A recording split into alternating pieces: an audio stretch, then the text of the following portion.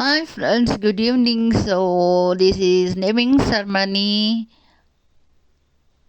10/11/2019. ಅಲ್ಲೇ ಡೇಟ್ ಇದೆ, ಹಂಗಾಗಿ ನಿಮಗೆ ಹೇಳೋಕ್ಕೆ ಈಸಿ ಆಗ್ತಿದೆ.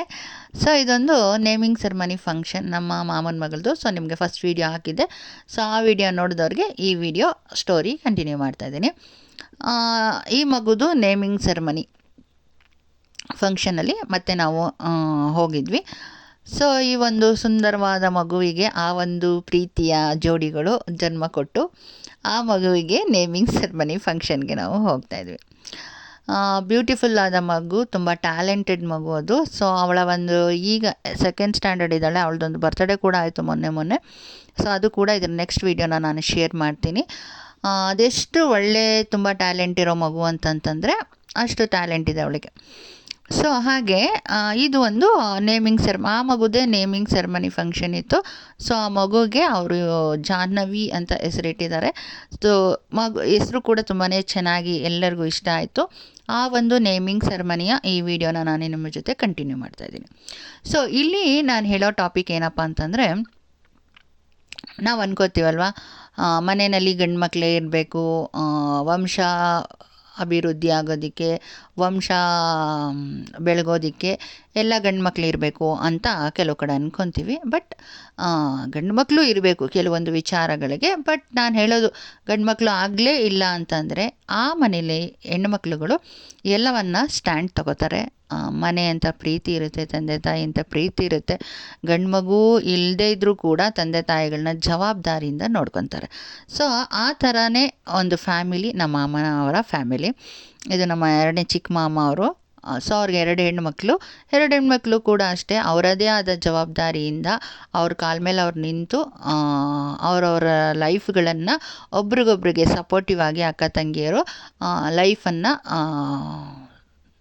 ಮುಂದೆ ತಗೋತಾ ಮನೇನ ಕಾಪಾಡ್ತಾ, ಎಷ್ಟೋ ಒಂದು ಪ್ರಾಬ್ಲಮ್ಸ್ಗಳು ಬರ್ತಾನೆ ಇರುತ್ತೆ. ಮನುಷ್ಯ ಅಂತ ಅಂದಮೇಲೆ ಕಷ್ಟ, ಸುಖ, ನೋವು, ನಲಿವು ಪ್ರಾಬ್ಲಮ್ಸ್ಗಳು ಬರ್ತಾನೆ ಇರುತ್ತೆ. ಆ ಎಲ್ಲ ಪ್ರಾಬ್ಲಮ್ಸ್ಗಳಿಗೂ ಈ 2 ಹೆಣ್ಮಕ್ಳುಗಳು ಹೆಗಲು ಕೊಟ್ಟು ಮನೆಯಲ್ಲಿ ನಿಂತಹ ಹೆಣ್ಮಕ್ಳುಗಳು. ಬ್ಯಾಕ್ಗ್ರೌಂಡ್ ಸಪೋರ್ಟ್ ಇರೋ ಹೆಣ್ಮಕ್ಳುಗಳಿಗೆ ನಾವೇನು ಹೇಳಕ್ಕೆ ಬರಲ್ಲ. ಬ್ಯಾಕ್ಗ್ರೌಂಡ್ ಚೆನ್ನಾಗಿರುತ್ತೆ, ಲೈಫ್ ಚೆನ್ನಾಗಿ ಹೋಗ್ತಾ ಇರುತ್ತೆ, ಮತ್ತು ಅವ್ರಿಗೆ ಸಪೋರ್ಟ್ ಮಾಡೋರು ಬೆನ್ನಿಂದೆ ಇರ್ತಾರೆ. ಬಟ್ ಅದೇ ಬ್ಯಾಕ್ಗ್ರೌಂಡ್ ಇಲ್ಲದೆ ಮನೇನ ತೂಗಿಸೋದು, ನೀಗಿಸೋದು ಎಲ್ಲ ಅವ್ರ ಜವಾಬ್ದಾರಿನೇ ಬಿದ್ದಾಗ ಅದನ್ನು ತೊಗೊಂಡೋಗ್ತಾರಲ್ಲ, ಒಬ್ಬರ ಹತ್ರ ಬೇಡದೆ ಮತ್ತು ಒಬ್ಬರ ಹತ್ರ ಅನ್ನಿಸ್ಕೊಳ್ದೆ ಅವ್ರ ಲೈಫನ್ನು ಅವರು ತುಂಬ ಚೆನ್ನಾಗಿ ತೊಗೊಂಡೋದಂತಹ ಹೆಣ್ಮಕ್ಳು ನಮ್ಮ ಮಾಮನ ಮಕ್ಕಳು ಹೇಳ್ಬೇಕಂತಂದರೆ. ಸೊ ಬ್ಯಾಕ್ಗ್ರೌಂಡ್ ಸಪೋರ್ಟ್ ಇಲ್ಲದೆ ಮನೇನ ಕಷ್ಟ ಬಂದಾಗ ಕಷ್ಟದಲ್ಲೂ ಸಹ ಅವರು ತೂಗಿಸ್ಕೊಂಡು ಹೋದಂಥ ರೀತಿ ನೀತಿಗಳನ್ನ ನಾವು ನೋಡಿದ್ದೀವಿ. ಎಷ್ಟು ಕಷ್ಟಗಳನ್ನ ಅನುಭವಿಸಿದ್ರು ಸಹ ಅವರು ಓದಿ ಬೆಳೆದು ಸ್ಟ್ಯಾಂಡ್ ತಗೊಂಡ ರೀತಿ ಇದೆಯಲ್ಲ, ಸೊ ಅದು ಎಕ್ಸ್ಟ್ರಾಡಿನರಿ ಮನೆಯಲ್ಲಿ. ಸೊ ಆ ಒಂದು ಟಾಪಿಕ್, ಅವರು ಹೆಣ್ಮಕ್ಳಾಗಿ ಅವರ ಒಂದು ಎಲ್ಲ ಜವಾಬ್ದಾರಿಗಳನ್ನ 2 ಹೆಣ್ಮಕ್ಳುಗಳು ತೂಗಿಸ್ಕೊಂಡು ಮನೆ ನಡೆಸ್ಕೊಂಡು ಹೋಗ್ತಾರಲ್ಲ, ಸೊ ಅದು ಗ್ರೇಟ್ಫುಲ್ ಅಂತ ನಾನು ಹೇಳ್ತೀನಿ. ಎಂಜಾಯ್ ಮಾಡೋದು, ಜಾಲಿ ಮಾಡೋದು, ಬ್ಯಾಕ್ಗ್ರೌಂಡ್ ಸಪೋರ್ಟ್ ಇಟ್ಕೊಳ್ಳೋದು, ಮುಂದುವರಿಯೋದು, ಇದೆಲ್ಲ ಎಲ್ಲರೂ ಇದ್ದಾಗ ನಾವೆಲ್ಲ ಕೂಡ ಚೆನ್ನಾಗಿ ಲೈಫ್ ಲೀಡ್ ಮಾಡ್ತೀವಿ. ಬಟ್ ಮನೇನ ಕಷ್ಟದ ಪರಿಸ್ಥಿತಿಯಲ್ಲೂ ಎಲ್ಲ ರೀತಿಯಲ್ಲೂ ನೋಡ್ಕೋಬೇಕು ಹೆಣ್ಮಕ್ಳು ಅಂತ ಅಂದಾಗ ನೋಡ್ಕೊಂಡಿದ್ದಾರೆ 2 ಹೆಣ್ಮಕ್ಳುಗಳು ಕೂಡ. ಸೊ ಅದೊಂದು ಅವರ ಒಂದು ವಿಚಾರದಲ್ಲಿ ಬಹಳ ಗ್ರೇಟ್ಫುಲ್ ಅಂತ ನಾನು ಹೇಳ್ತೀನಿ. ಮನೇನ ಎಷ್ಟು ಅಚ್ಚುಕಟ್ಟಾಗಿ ಪ್ರಾಬ್ಲಮ್ಸ್ ಇದ್ದಾಗಲೂ ತೂಗಿಸ್ಕೊಂಡು ಪ್ರತಿಯೊಂದು ಕ್ಷಣವೂ ಪ್ರತಿಯೊಂದು ಹಂತನೂ ಕೂಡ ಅವರು ನೀಗಿಸಿದ್ರಲ್ಲ, ಅದು ಒಂದು ಅದ್ಭುತವಾದ ಕಲೆ ಅನ್ನೋದಕ್ಕಿಂತನೂ ಅದು ಬೇಕು. ಆ ಹೆಣ್ಮಕ್ಳಲ್ಲಿ ಆ ಒಂದು ಚಾಕಚಕ್ಯತೆ ಅನ್ನೋದು ಇರಬೇಕು.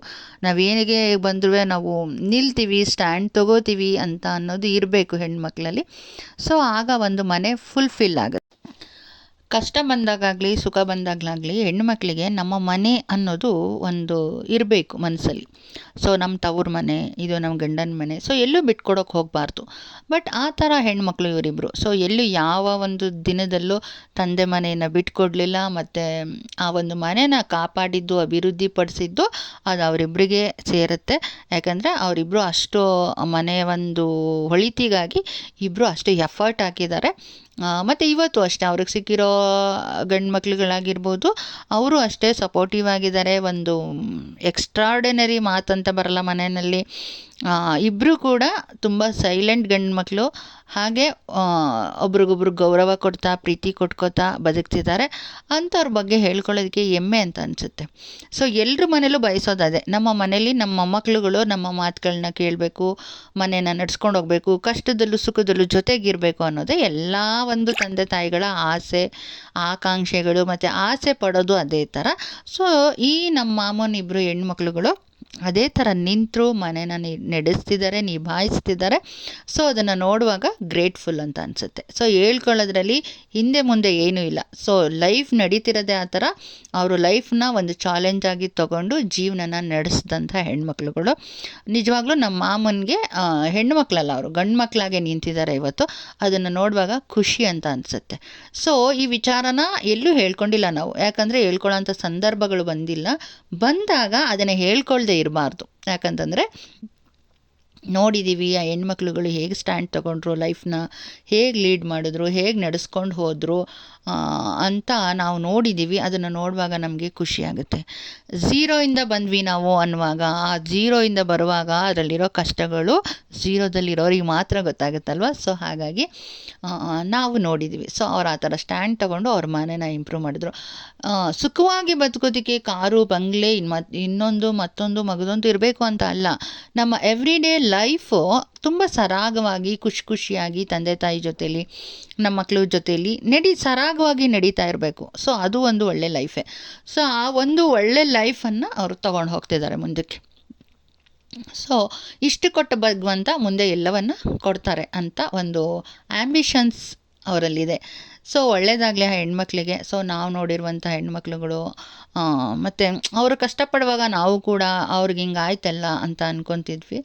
ಸೊ ಸಪೋರ್ಟಿವ್ ಆಗಿ ಬ್ಯಾಕ್ ಬೋನ್ ಆಗಿ ಅವರನ್ನು ಎಷ್ಟು ಸಾಧ್ಯ ಆಗುತ್ತೋ ಅಷ್ಟು ಪುಷ್ ಮಾಡಬಹುದು. ಅದ್ರ ಮೇಲ್ಪಟ್ಟು ಅದು ಅವರೇ ಕಷ್ಟಪಡಬೇಕು, ಅವರೇ ಅದನ್ನು ಹೊಳೆತನ್ನು ನೆರವೇರಿಸ್ಕೊಂಡು ಹೋಗಬೇಕು ಮನೆ ಅಂತ ಅಂದಮೇಲೆ. ಆ ಒಂದು ಕೆಲಸನ ಎರಡು ಹೆಣ್ಮಕ್ಳು ಮಾಡಿದ್ದಾರೆ. ಒಬ್ರಿಗೊಬ್ರಿಗೆ ಸಾಥಾಗಿ ಅವಳ ಒಂದು ಲೈಫ್ಗೆ ಇವಳ ಲೈಫ್ಗೆ ಅವಳು, ಮತ್ತು ಮನೆ ಎರಡು ಮನೆಗಳನ್ನ ಅವ್ರ ಗಂಡಂದಿರ ಮನೆ ಆಗ್ಬೋದು, ಅಪ್ಪನ ಮನೆಯಾಗ್ಬೋದು, ಸತತ ಎಲ್ಲ ಕಡೆ ಎರಡು ಹೆಣ್ಣುಮಕ್ಳುಗಳ ಪಾತ್ರ ಬಹಳ ಇದೆ. ಅದನ್ನು ನೋಡಿದ್ದೀವಿ, ಅದನ್ನು ಹೇಳ್ಕೋಬೇಕು. ಯಾಕಂತಂದರೆ ಇರೋದನ್ನು ಹೇಳೋದ್ರಲ್ಲಿ ಏನು ಚಿಂತೆನೂ ಇಲ್ಲ, ಭಯನೂ ಇಲ್ಲ. ಸೊ ಮನೆ ಲೈಫ್ ಲೀಡ್ನ ಚೆನ್ನಾಗಿ ಮಾಡ್ತಿದ್ದಾರೆ, ಕಷ್ಟಪಡ್ತಿದ್ದಾರೆ ಹೆಣ್ಮಕ್ಳುಗಳು.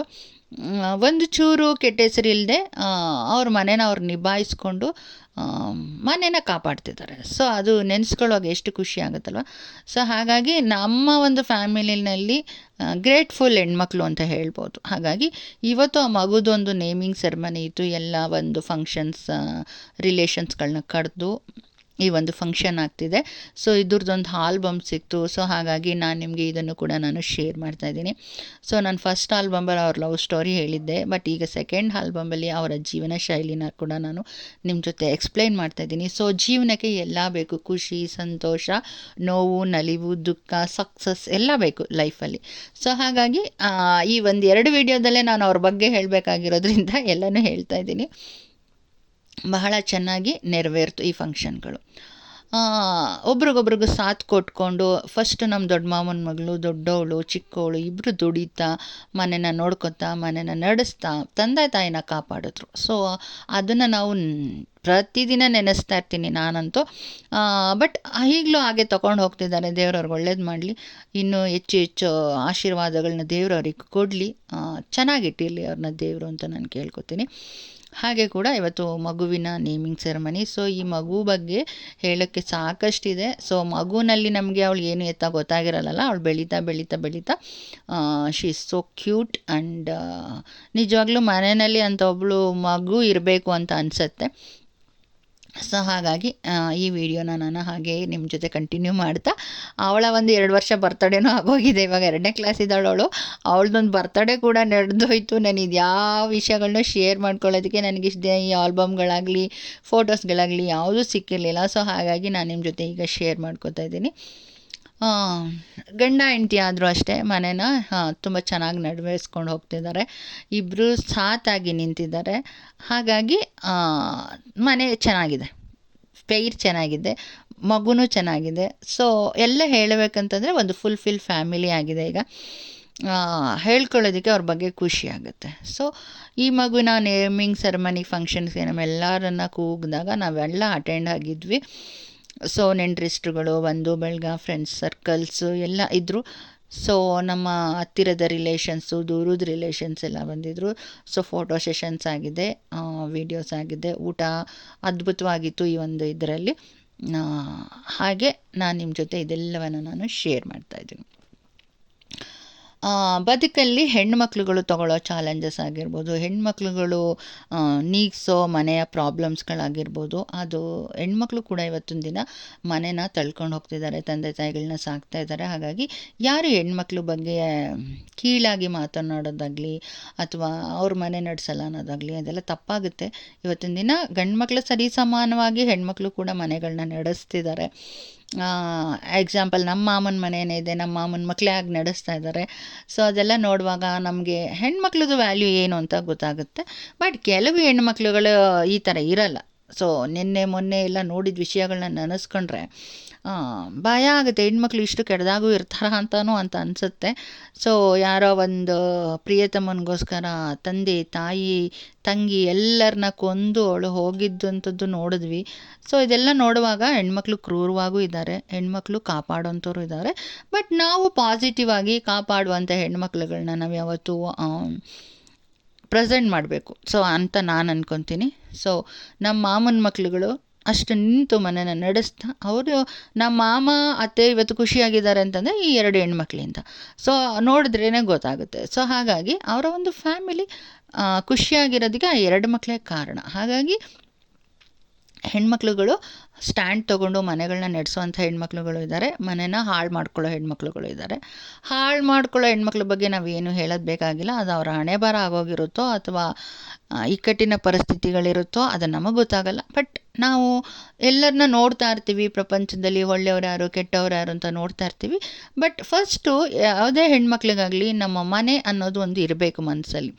ಅದಾದಮೇಲೆ ಎಲ್ಲ ಮನೆಗಳನ್ನ ಟ್ಯಾಲಿ ಮಾಡ್ಕೋಬೇಕು. ಫಸ್ಟ್ ನಮ್ಮ ಮನೆಯೇ ನಾವು ಲೆಕ್ಕಕ್ಕೆ ತಗೊಳ್ದೆ ಹೋದರೆ ನಾವು ಇನ್ನು ಯಾವುದೇ ಮನೇಲಿ ಹೋದ್ರೂ ಸೊ ನೋ ವ್ಯಾಲ್ಯೂ ಅಲ್ವಾ. ಸೊ ಹಾಗಾಗಿ ಫಸ್ಟ್ ಹುಟ್ಟಿದ ಮನೆನ, ಬೆಳೆದಿದ್ದ ಮನೆನ, ಬದುಕಿದ ಮನೆನ ವ್ಯಾಲ್ಯೂ ಮಾಡಬೇಕು.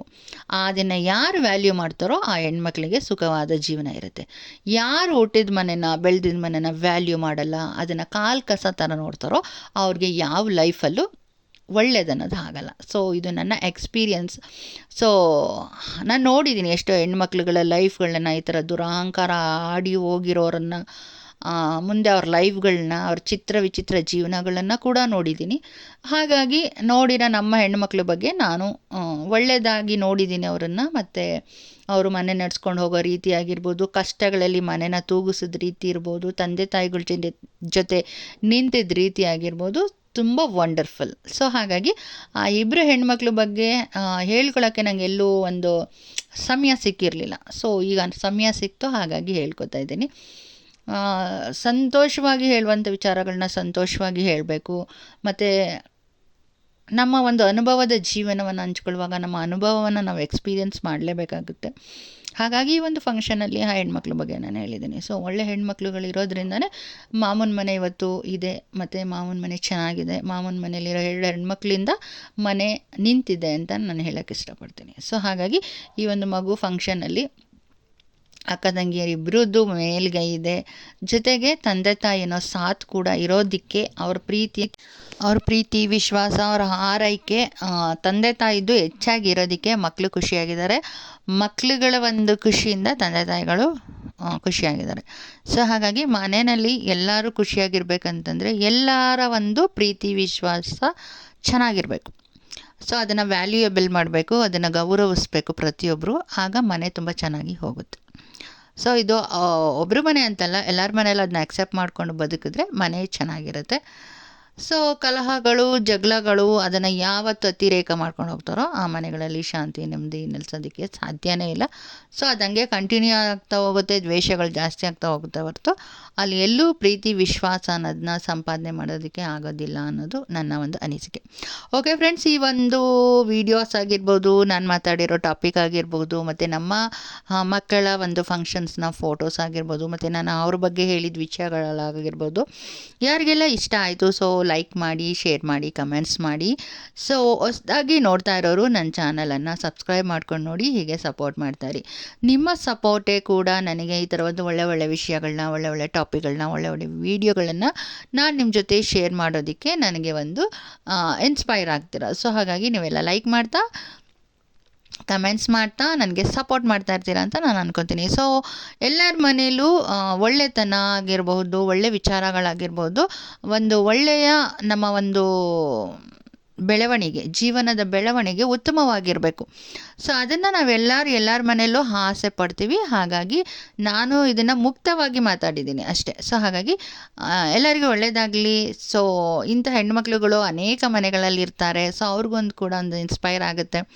ಹಾಗಾಗಿ ನಾನು ಈ ವಿಡಿಯೋನ ಶೇರ್ ಮಾಡ್ತಾ ಇದ್ದೀನಿ. ಓಕೆ ಫ್ರೆಂಡ್ಸ್, ಮತ್ತೆ ಇನ್ನೊಂದು ಒಳ್ಳೆ ವಿಡಿಯೋವೊಂದಿಗೆ, ಒಳ್ಳೆ ವ್ಲಾಗೊಂದಿಗೆ ಬರ್ತೀನಿ.